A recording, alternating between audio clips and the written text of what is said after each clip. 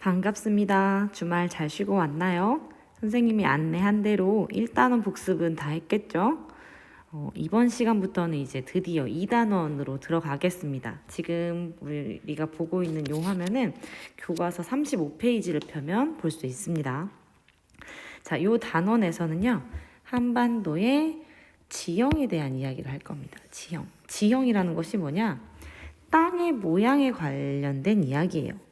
우리가 살고 있는 이 대한민국, 이 한반도는 어떤 모양의 땅을 가졌는지, 왜 그런 모양을 갖게 되었는지, 그리고 가장 중요한 거, 그러한 형태 혹은 그러한 특징을 가진 지형 위에서 살아가는 사람들은 어떤 모습으로 살아가고 있는지, 즉 지형이 인간 생활과 어떤 관련을 맺고 있는지를 살펴보는 것이 이 전체 2단원의 가장 중요한 목적이 되겠습니다.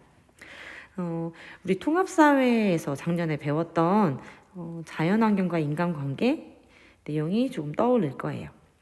자, 전체 2단원의 구성을 좀 보면요. 일단 이 한반도라는 땅덩어리가 어떻게 형성됐는지, 그 위에서 산지지형, 이 한반도의 대부분의 면적이 산지로 이루어져 있기 때문에 산지지형에 대한 이야기를 먼저 하고요. 다음 인간 생활과 밀접한 관련이 있는 또 다른 지형이죠. 하천지형, 그리고 해안지형에 대해서 살펴보겠습니다. 그리고 나서 화산지형, 한반도에 있는 화산지형은 어떤 것들이 있는지를 살펴보고요. 좀 생소한 단어일 수도 있는데 모의고사에서 등장했었죠.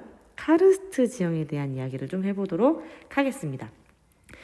전체 단원의 구조를 좀 살펴보면 알겠지만 이 지형 단원은요, 일단 특정 지형의 형성 과정도 알아야 되고요. 그 지형의 특성도 알아야 되고요. 그 특성으로 인해서 영향을 받는 인간 생활의 모습, 즉 우리 사회, 우리 인간이 그 지형 위에서 어떤 형태의 생활 모습을 보이고 있는지까지 연결시켜서 이야기를 해볼 수 있어야 합니다. 그러면 구체적으로 좀 들어가 보도록 하겠습니다. 자, 첫 번째 내용입니다. 한반도가 과연 어떻게 형성되었는지, 이 한반도의 형성 과정, 그리고 이 한반도의 특성에 대해서 좀 살펴볼 건데요. 이 부분 집중해서 잘 따라오도록 하세요.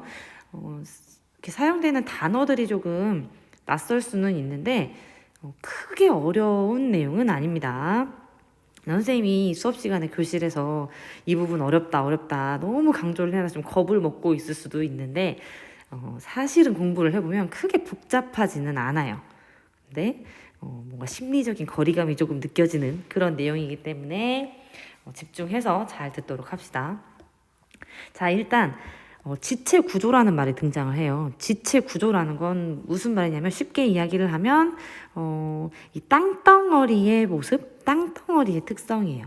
지금 이 시간에 먼저 우리가 해야 될 것은 땅덩어리를 이해하는 일이에요. 그러니까 단순히 눈에 보이는 모습뿐만이 아니라 그 땅덩어리에 대한 이야기를 하도록 하겠습니다. 자, 한반도의 땅덩어리는요, 요렇게 생겼대요. 자, 지금 A, B, C, D, E, F, G, H 이렇게 나눠져 있죠. 이게 지금 그 땅덩어리, 즉 지체 구조의 특성에 따라서 이렇게 구분을 해놓은 거예요. 보면 평북 개마지괴, 경기지괴, 영남지괴, 평남분지, 옥전습곡대, 경상분지, 두만지괴, 길주 명천지괴 이렇게 나눠지는데 정말 안타깝게도 여러분 어쩔 수 없이 이거는 좀 외워야 돼요. 얘네 이름도 물론 중요하지만 이 각각이 어떻게 연결되는지를 좀 알아야 되는데요. 일단 정답을 알려주고 좀 시작을 할까요? 하나하나 좀 살펴봅시다. 첫 번째, 평북 개마지개는요, A예요, A. 얘죠, 얘. 얘가 평북 개마지개입니다. 자, 두 번째, 경기지개는요, C예요, C. 얘가 경기지개고요.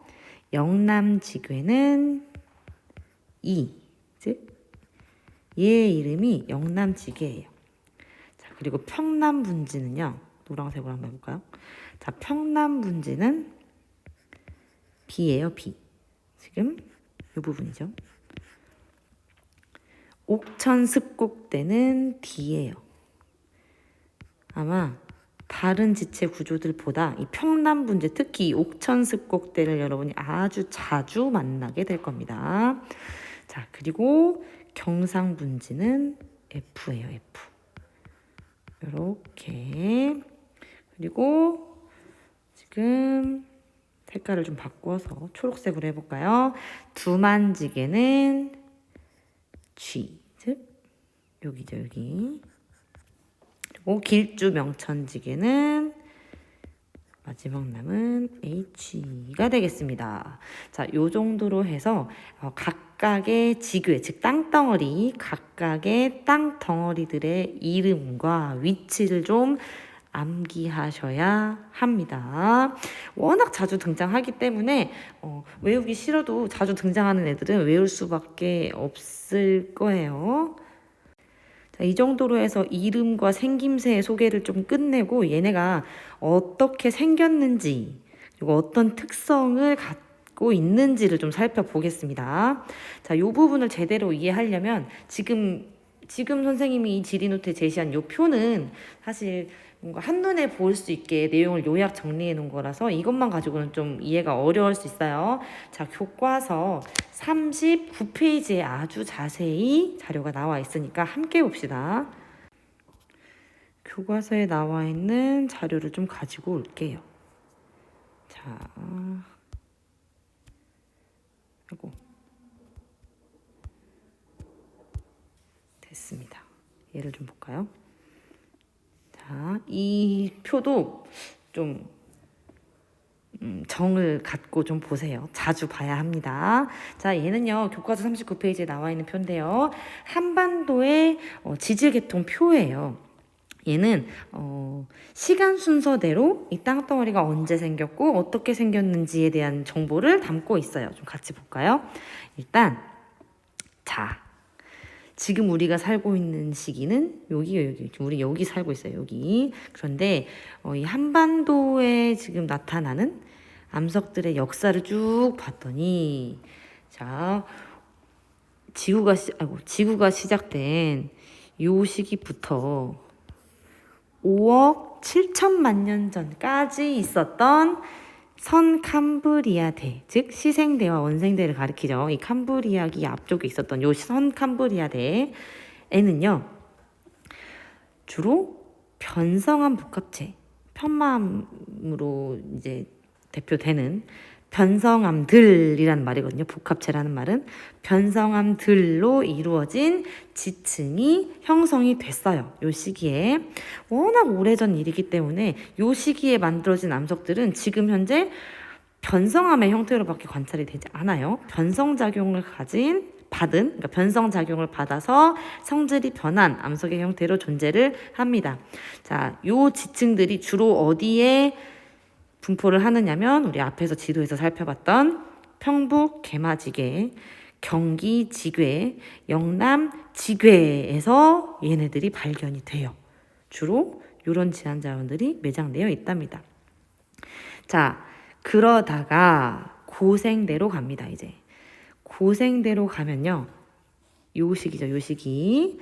고생대는 이렇게 세부적으로 6개의 시기로 나눠지는데 우리가 이 고생대의 구체적인 이 6개의 이름을 알 필요는 없는데 요렇게 나눠서 전기, 요렇게 나눠서 후기, 요 정도는 기억을 좀 해줘야 돼요, 얘들아. 자, 고생대 전기. 그러니까 이 긴 고생대에서 그 앞전에 있었던, 자, 요때는 무슨 일이 일어나냐면요. 자, 아래를 봅시다. 자, 지오스토리에 나와 있는. 자, 잘 보세요. 아까 살펴봤던 이 지괴들 있죠. 평북 개마지괴, 경기지괴, 영남지괴. 그 시원생대의 지층들이 분포한다는 요 지괴들이에요. 자, 요 지괴들 사이가요. 자, 일단 지우고 갑시다. 얘는 쓸데없으니까. 자, 요 지괴들 사이가 침강합니다. 침강이라는 말은 땅이 밑으로 꺼졌다, 이렇게 이해를 하면 돼요. 그런데 이 침강된 지역에 고생대 전기에 바닷물이 들어옵니다. 자, 요렇게 지금 요 그림처럼 바닷물이 요렇게 들어온 거예요. 지금 단면을 보면 요런 형태가 되겠죠. 자, 그래서 조선 전기에 얘가 침강이 되고 바닷물이 들어오면서 요 부분이 바다가 되고 바다 속에서 일어나는 퇴적작용이 일어납니다. 자, 바닷속에서 일어나는 퇴적작용은 이런 형태예요. 자, 바닷속에는 뭐가 있죠? 조개도 있고요. 산호도 있고요. 여러 가지 갑각류들, 동물들이 죽고 나면 이렇게 사체가 쌓여요. 시체가 쌓여서 이 석회질 성분이 퇴적이 되게 됩니다. 이때 만들어진 이 석회질 성분의 층을 조선 누충군이라고 할 거예요. 얘는 너무너무 중요한 용어예요. 자, 다시 정리를 해볼게요. 고생대 때 지괴들 사이가 침강을 합니다. 이 침강된 지역에 바다가 들어오죠. 이거를 해침이라고 해요. 바다가 침범했다. 해침. 이 침범을 받은 지역이 해침을 받은 지역에서 장기간에 걸쳐서 퇴적작용이 진행이 됩니다. 바닷속에서 퇴적작용이 진행이 됐기 때문에 바다에 사는 생물들이 퇴적이 됐겠죠. 그런데 이때 이 바닷속에서 퇴적된 동물들은 석회질 성분을 포함하고 있었어요. 우리가 석회질 성분을 탄산칼슘, 대표적인 탄산칼슘의 성질을 띤 애들이 퇴적이 된 거예요. 그래서 이 퇴적된 애들이 암석으로 변했고, 이 퇴적된 애들, 이 암석이 분포하는 그 지층의 이름을 조선 누충군이라고 할 거예요. 용어가 좀 어렵게 느껴질 수 있는데, 사실은 이 누충군이라는 말은 층이 쌓였다라는 이야기예요. 우리가 암석이 만들어질 때, 땅이 만들어질 때 이렇게 암석을 구성하는 물질들이 결국엔 쌓여서 만들어지는 거거든요.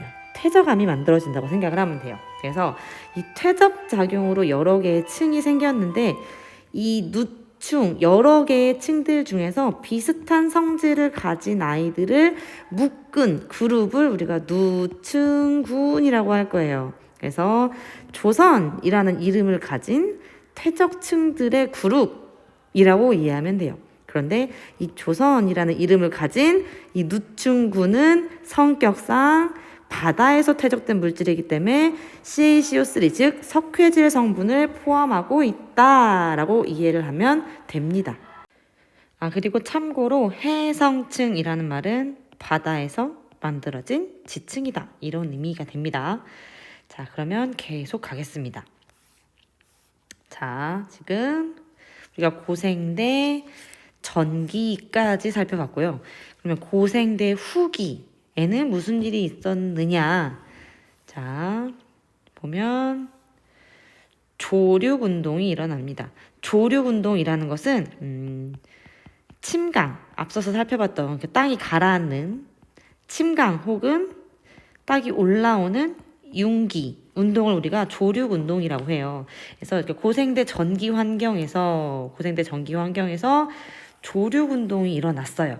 그러니까 당연히 바다였던 곳이 바다가 아닌 다른 환경으로 변화했겠죠. 조륙운동에 의해서. 그래서 결과적으로 보면 고생대 전기에 해침을 받았던 부분이 조륙운동으로 인해서 후기에는 더 이상 바다가 아닌 환경이 됩니다.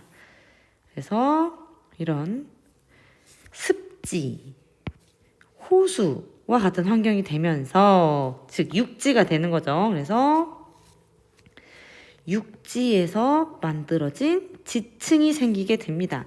우리가 고생대 전기 때 바닷속 환경이었을 때는 바다에서 사는 물질들이 쌓였지만 환경이 변했기 때문에 퇴적된 물질들의 성질이 당연히 변했겠죠.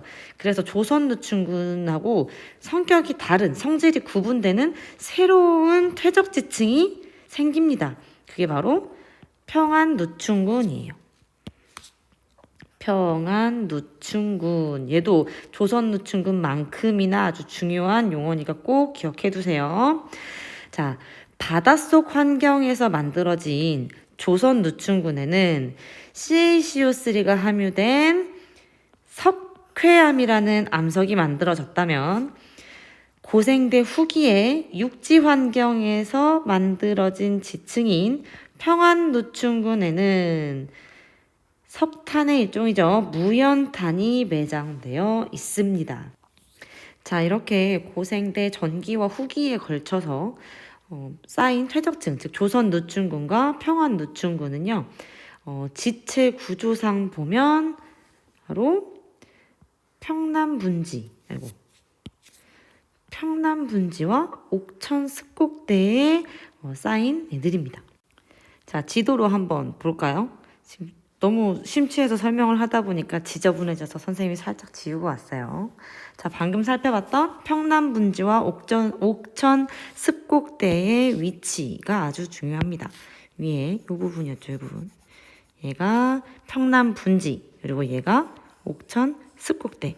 지금 방금 칠한 요 B와 D 지역이 고생대 전기 해침을 받아서 바닷속 환경이 되었고, 그곳에서 쌓인 해성층은 석회질 성분을 함유하고 있어서 석회암으로 발전을 했다라는 거 기억을 해야 되고, 그 후에 고생대 후기에 와서는 조류운동을 통해서 얘가 더 이상 바닷속 환경이 아닌 또 다른 환경이 되면서 해성층이 아닌 성질이 바뀐 육성층이 퇴적이 되었다. 그리고 그 육성층에는 무연탄이 매장되어 있었다라는 것을 기억을 하고 있어야 합니다. 자, 그러면 가던 길 계속 가겠습니다, 이제. 자, 얘를 또 이렇게 놓고 볼까요? 자, 이제 고생대까지 봤어요. 이제 그러다가 이제 중생대가 됩니다. 중생대는요, 지구가 질풍노도의 시기였어요. 질풍노도의 시기. 즉 굉장히 격렬한 지각 변동이 여러 차례 있었던 시기라고 정리를 해볼 수가 있어요. 그런데 이 지각 변동이라는 것은 그 땅의 운동, 땅이 형성되는 여러 운동이 있었다라는 건데 대표적인 운동들이 송림운동, 그리고 대보조산운동, 불국사 운동이 있습니다. 이 아이들은요, 순서대로 그리고 정확한 명칭을 기억을 해두셔야 됩니다. 중생대 첫 번째 있었던 송림운동, 두 번째 있었던 대보조산운동, 세 번째 있었던 불국사 운동까지 이 세 가지 지각 운동을 꼭 기억을 하셔야 됩니다.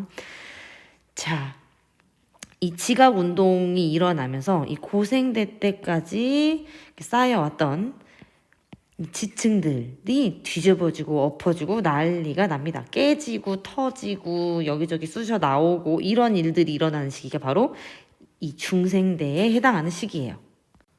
그런데 그 와중에 경상분지에서는요, 고생대 때 있었던 것과 같은 퇴적 지층이 형성이 됩니다. 지도로 보면 이곳이 되겠죠, 여기. 이 경상분지 지역에는 그래서 중생대 때 형성된 퇴적 지층이 존재를 합니다. 대표적인 아이가 우리 교과서에도 나와 있는 경상누춘군이 되겠습니다. 자, 여러분이 여기서 기억해야 될 대표적인 그 퇴적암층들이 바로 이 조선누춘군, 평안누춘군, 경상누춘군이 있는데요. 각각 어떤 시기에 쌓였는지, 그리고 어떤 성격을 가지고 있는지를 구분을 해야 되는데, 쉽게 정리를 좀 하자면, 이 조선누춘군만 해성층이에요. 물론 이렇게 간단하게 설명할 수는 없습니다만 고등학교 교육과정에 한해서 여러분들의 이해를 돕기 위해 간단하게 해서 설명을 하겠습니다. 조선누춘군만 해성층이고요. 평안누춘군과 경상누춘군은 둘 다 육성층입니다. 즉 얘는 바닷속에서 쌓인 퇴적층, 얘는 육지 환경에서 습지 혹은 호수 환경에서 쌓인 퇴적층인 거죠. 그러니까 바닷속에서 쌓인 이 조선누춘군에서는 석회질 성분을 가지고 있는 석회암이 발생을 하는 거고, 얘는 무연탄이 발견이 되는 겁니다. 자, 다시 지각운동 이야기로 좀 돌아가 볼게요. 중생 때 있었던 이 각각의 지각운동의 특성들을 좀 여러분들이 기억을 해줘야 되는데, 자, 여기에 있습니다. 여기에. 자, 한반도의 지각 변동. 얘네들은 모두 중생대 때 있었던 일이에요.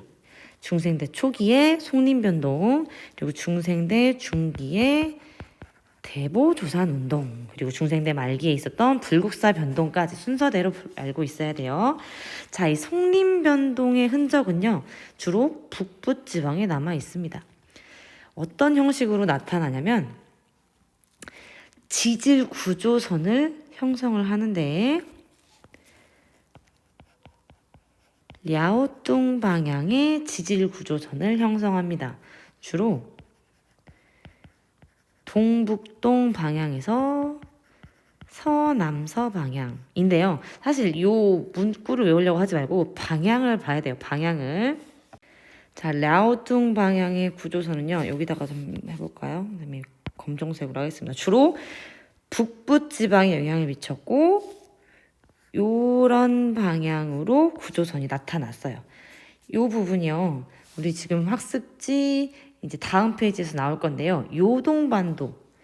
여기에 이렇게 있는 요동반도 쪽을 바라보고 있어서 그러니까 요동의 중국식 발음인 랴오뚱 방향의 지질 구조선이다라고 우리가 이름을 지어줬어요. 어쨌든 여기 요 방향으로 우리 땅에 금이 갑니다. 바로 요 시기에 송림변동 시기에. 그리고 두 번째 대보조산운동, 중생 때 중기에 있었던 대보조산운동은 이 지각변동들 중에서 가장 격렬했던 한반도 최대의 지각변동이었어요. 그래서 전국에 걸쳐서 현재 대규모의 흔적들이 나타나는데 대표적인 애가 대보 화강암이라는 암석이 관입을 합니다. 자, 화강암이라는 것에 대한 설명이 조금 필요합니다. 잘 따라오세요. 화강암은요, 마그마가, 즉 화산 분출에 나오는 그 마그마가 지표면 바깥으로 뚫고 나오지 못하고 땅 속에서 굳어지었을 때 생기는 암석이에요. 다시 설명을 좀 해보자면 이렇게 땅 속에서 마그마가 지표 위로 분출되지 않고 올라오다가 이 상태로 굳어버린 거예요. 이렇게. 그리고 얘가 화강암이 됩니다. 그래서 이런 그러니까 화산 활동의 일종이죠. 얘도. 근데 얘가 지표면으로 분출되지 못하고 땅 속에서 굳어진 건데 이런 형태의 화강암이 이렇게 땅 위로 올라오지 못하고 땅 속에서 이렇게 훅 들어오는 이런 형태.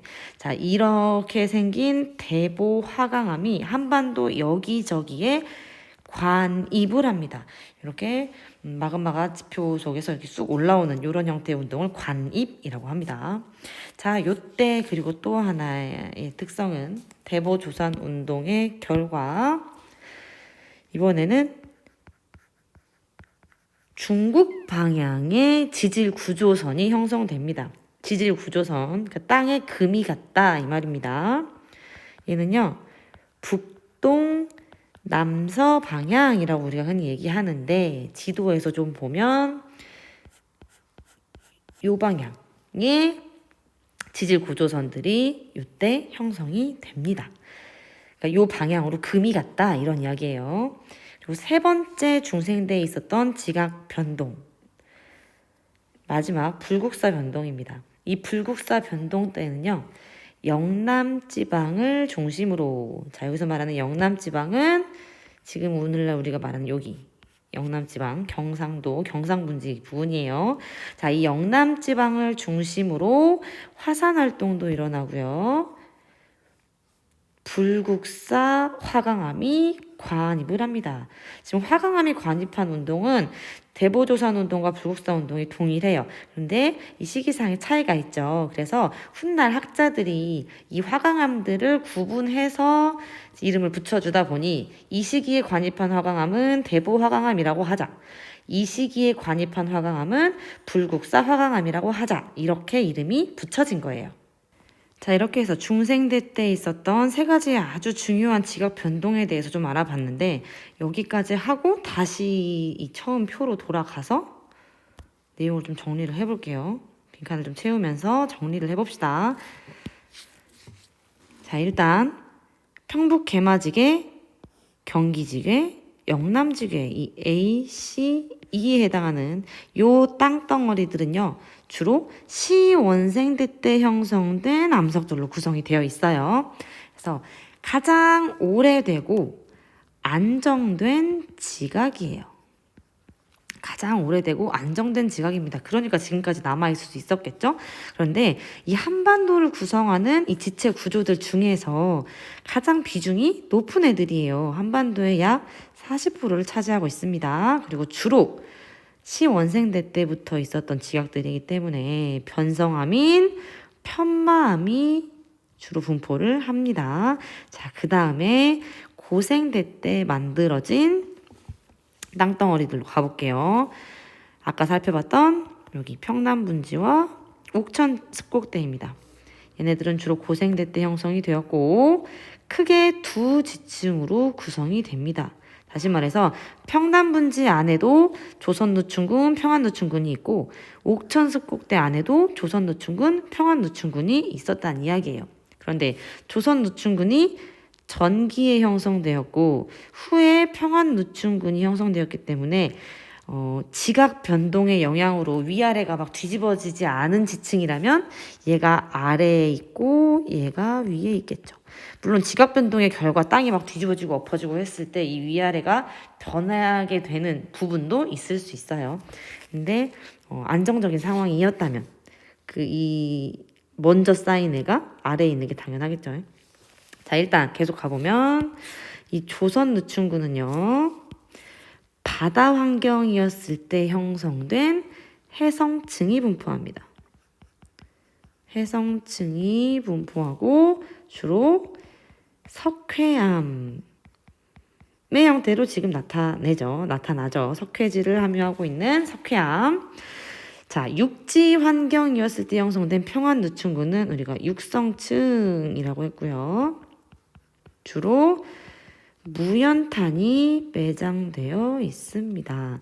이거 외울 게 없어요. 당연한 게 육성층은 식물에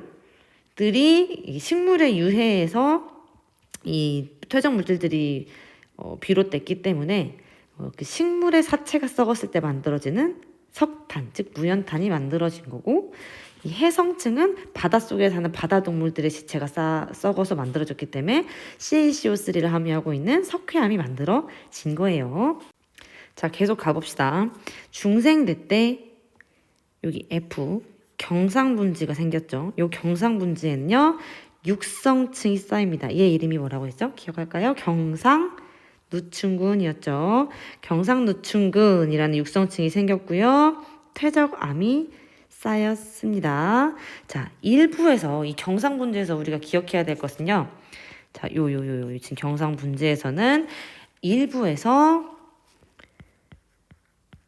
공룡 발자국 화석이 발견이 됩니다. 당연한 게 중생대 때는 공룡이 살았기 때문에 공룡 발자국 화석이 발견이 되는 거고, 고생대 퇴적지층에서는 공룡이 살지 않았기 때문에 공룡 발자국 화석이 발견이 안 되는 거겠죠.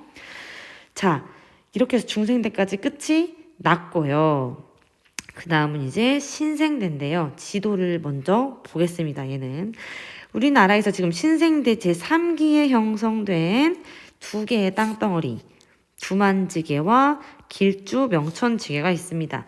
얘네들은요, 동해안 일부가 바다에 잠기면서 이 퇴적암이 쌓인, 퇴적지층이 쌓인 지형들, 땅덩어리들인데요. 일단 주로 갈탄이 분포합니다. 갈탄 하면 요 신생대 제3기층을 생각을 하면 되는데, 얘는 사실 여기까지 알 필요는 없지만 간단하게 설명을 좀 하자면 해성층도 존재하고 육성층도 존재를 해요. 그래서 근데 이 신생대 때 퇴적된 퇴적 물질들은 너무 싱싱해요. 그러니까 오래 전에 쌓인 게 아니기 때문에 충분히 아직 그 암석화 과정을 거치지 못해서 퇴적 지층 상태이지 퇴적암으로 변하지 않은 것들이 많아요. 그래서 다른 지질시대의 퇴적암들에 비해서 국지적으로 분포하기도 합니다. 뭐 사실 신생대 제3기층에 대해서는 그렇게 특별하게 깊게 이해할 필요는 없고요. 그냥 두만지계, 길주 명천지계라는 요 땅덩어리에 신생대 제3기에 퇴적된 지층들이 분포하고 여기에는 우리가 갈탄이라는 자원을 채굴할 수 있는 그런 곳이다 정도만 알고 있으면 충분하겠습니다. 자, 혹시나 하는 마음에 선생님이 또 넘어가지 못하고 설명을 조금 해보자면 갈탄은 뭐고 무연탄은 뭐냐 대체 라는 생각을 하게 될 텐데요. 자, 석탄의 일종입니다. 석탄. 이 석탄은요 우리가 크게 태웠을 때 연기가 안 나는 무연탄과요 연기가 나는 유연탄으로 나눠지는데요. 대부분의 석탄이 유연탄이에요. 그런데 지금 우리 한반도의 고생대 지층, 특히 평안 누춘군 지층에서 채굴할 수 있는 이 무연탄이라는 친구는요. 쉽게 설명하면 오랜 시간 동안 예쁘게 잘 썩은 순수한 석탄이에요. 그래서 태웠을 때 불연소, 타지 않는 물질이 거의 없는 거죠. 그래서 연기가 나지 않는 겁니다. 쉽게 생각을 하자면 태웠을 때 연기가 난다는 건 불순물이 있다라는 이야기예요. 그래서 타지 않은 물질들이 연기의 형태로 이렇게 불불불불 나오는 건데 석탄을 태웠을 때 연기가 나지 않을 정도로 순수하게 아주 잘 오랫동안 푹 썩었다. 그래서 얘는 주로 오래된 고생대 지층에서 볼 수 있다. 이런 정도로 이해를 하시면 되겠습니다. 그래서 나머지 유연탄에 속하는 애들이 뭐 역청탄이네 갈탄이네 하는 애들이 있어요. 갈탄은 지금 신생대 지층에서 발견되는 석탄이라고 했죠. 그렇다 보니 신생대는 보세요.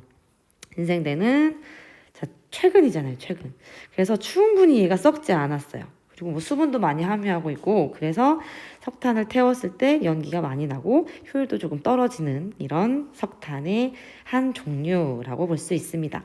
자, 이렇게 해서 중생대까지 좀 살펴봤고요. 이제 다음 페이지로 넘어가서 신생대 때 있었던 아주 중요한 운동들이 있어요. 이런 운동들을 좀 살펴보도록 하겠습니다. 자, 넘어왔습니다. 신생대 때 있었던 지각 운동에 대해서 살펴보자고 했었죠. 신생대 때 있었던 아주 중요한 지각 운동의 이름은요. 경동성 요곡 운동이라는 애가 있어요. 자, 얘는 단어를 좀 알아야 되는데 경동성이라는 말은 경동성 한쪽으로 치우쳐져 있다 이런 말이에요. 요곡이라는 말은 지층이 융기하면서 구부러진 지형인데요. 자, 요렇게 땅이 있었는데 자, 이 지층이 융기를 합니다. 근데 부분 융기량이 달랐어요. 그래서 얘는 조금 융기하고 얘는 많이 융기하고 얘는 더 많이 융기하고 이런 식으로 부분 융기량이 달라지면서 요런 형태의 조금 더 오버를 해서 그려보겠어요. 자, 요렇게 생긴 땅덩어리가 완성이 됩니다. 얘가 바로 경동성 요곡 운동이에요. 자, 요곡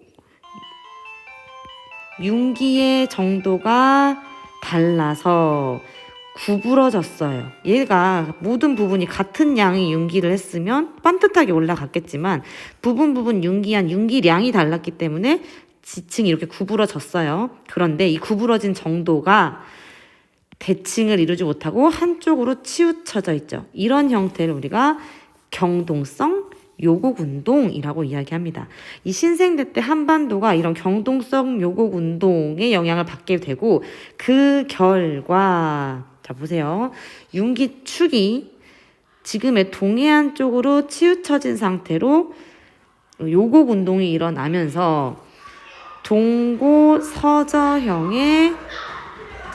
경동지형이 형성됩니다. 이 결과 아주 중요한데요. 낭림산맥, 태백산맥 등의 1차 산맥이 형성됩니다.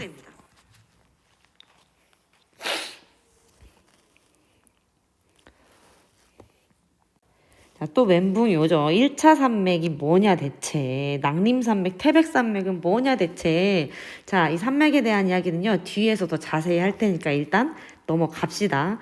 중요한 건 이 신생대 제3기의 경동성 요곡 운동으로 인해서 동고서저형의 경동지형이 형성됐다라는 거. 그러니까 단면을 딱 잘라보면 이런 형태가 되는 지형이 형성됐다는 거. 그리고 낭림산맥이나 태백산맥 등과 같은 1차 산맥이 형성됐다는 거 기억을 꼭 해주셔야 되고요. 자, 그리고 또 한반도에 현재 남아있는 융기와 관련된 지형들이 다 요 경동성 요곡 운동의 결과 생깁니다. 얘를 꼭 정리를 해줘야 되는데요. 고위평탄면이라는 지형이 나와요. 그리고 감입, 공류, 하천이라는 지형이 또 뒤에 등장을 할 겁니다. 해안, 단구라는 지형도 등장을 할 거고요. 하안단구라는 지형도 등장을 할 겁니다. 이 각각의 지형들 모두 중요한 지형들인데 자세한 내용은 뒤에서 다룰 테니까 그냥 이 경동성 요곡 운동, 신생대 제3기에 있었던 경동성 요곡 운동의 결과 이런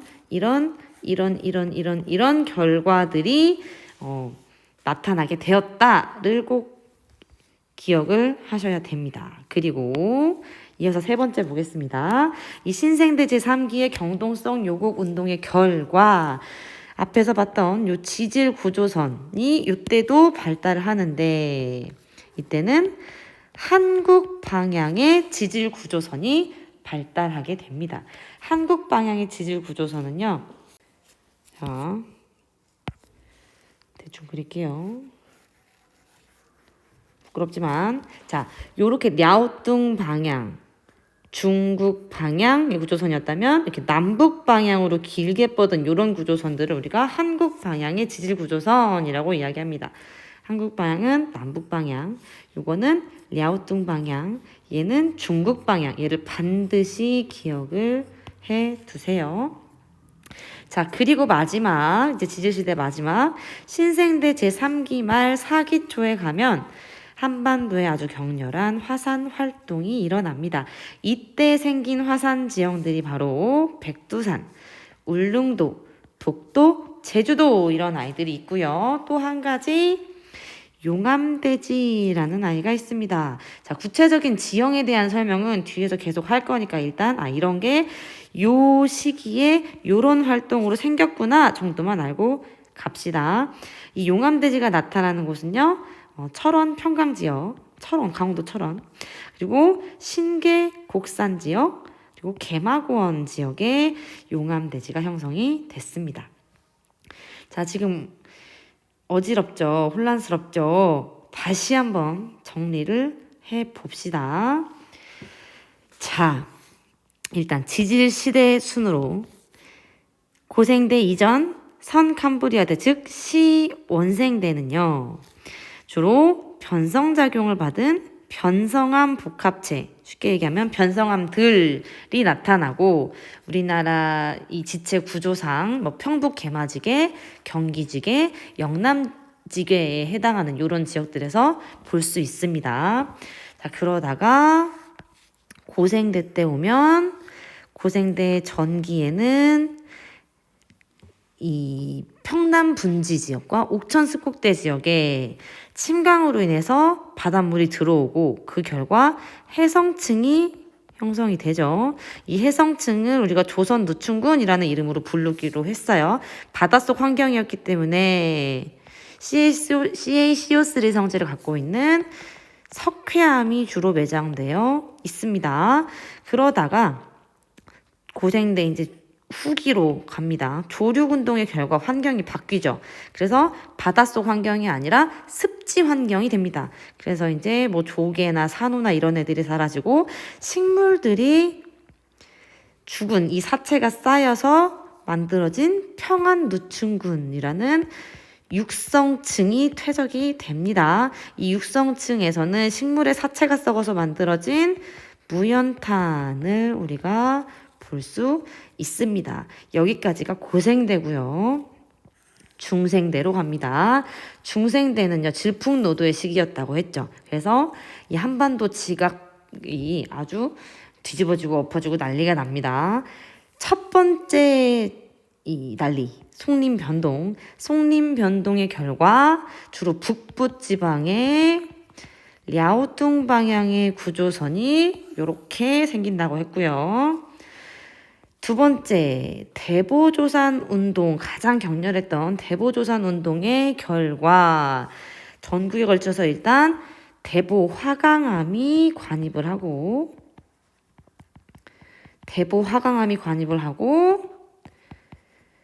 중국 방향에 요런 구조선들이 생깁니다. 금이 간 거예요, 땅에. 그리고 마지막 세 번째, 불국사 변동 때는요, 지금의 영남 지방을 중심으로 불국사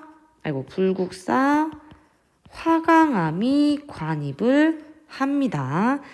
얘도 물론 이 금이 갑니다. 금이 가지만 이 고등학교 교육 과정상에서는 언급이 되지 않기 때문에 그냥 넘어갑니다. 자, 이렇게 해서 중생대 지각 변동까지 했고요. 이 중생대에 이 와중에 퇴적지층이 또 생긴다고 했죠. 그게 어디예요? 네, 경상분지 주변에 경상누충군이라는 육성층이 퇴적이 된다고 했죠. 이 경상누충군이라는 육성층에는 공룡 발자국이 발견된다 라고 이야기했습니다. 그리고 방금 이야기했던 신생대 제3기에 아주 중요한 요곡운동, 단층운동이 생기는데요. 이 요곡운동을 우리가 뭐라고 했어요? 경동성 요곡운동이라고 했습니다. 이 결과 이렇게 아주 중요한 일들이 흔적이 지금 남게 된 거죠. 단층이라는 것은 이 지층이 이렇게 힘을 받아서 끊어진 운동이라고 이해를 하고 그냥 넘어가시면 되겠습니다.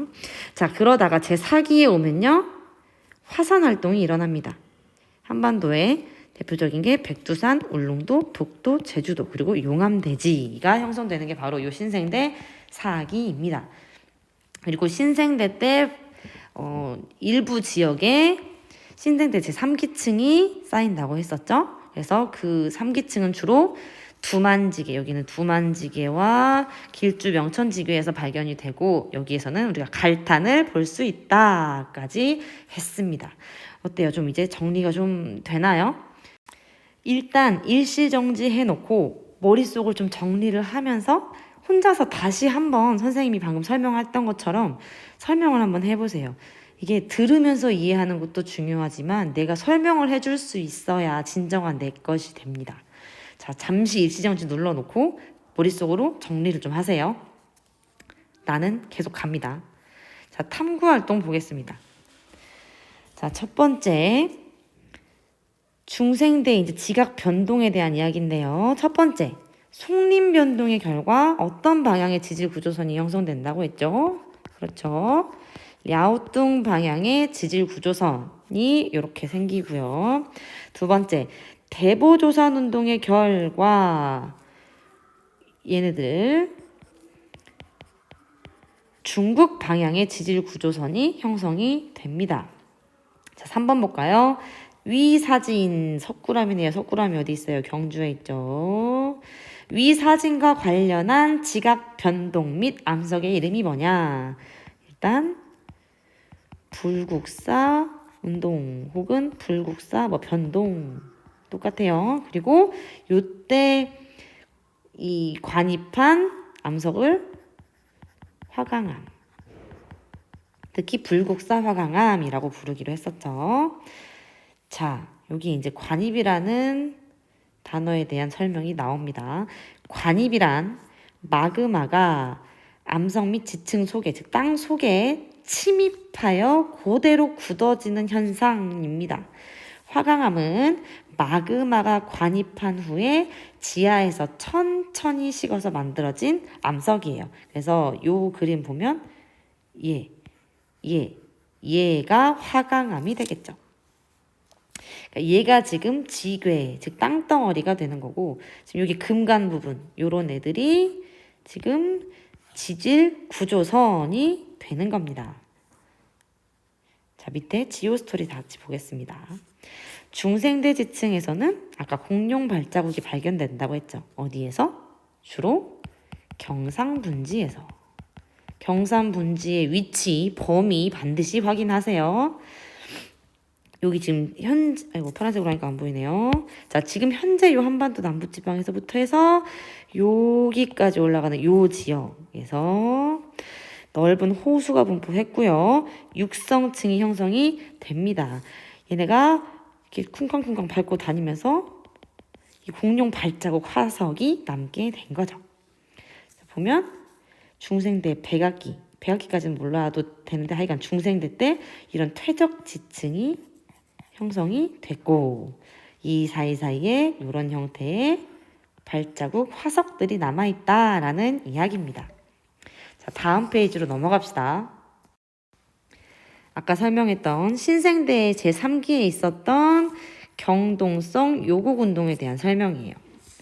자, 보면 지금 여기 지금 단면이에요. 단면. 일본이 이렇게 있고 이게 지금 동해겠죠. 동해.